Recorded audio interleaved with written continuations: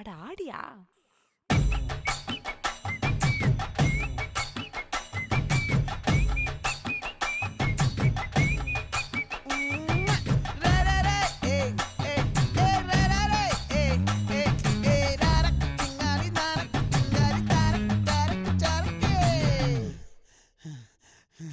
விளைஞ்சிருக்கும் என் வெத்தலை கொடி, அட வளைஞ்சிருக்கும் ஒரு சன்னல் வெடி, தோட்டா ஒரு கண்ணால தொலைஞ்ச ஒரு பொண்ணால வாக்கா இந்த வம்பால வல விரிச்சிட வந்தாளே.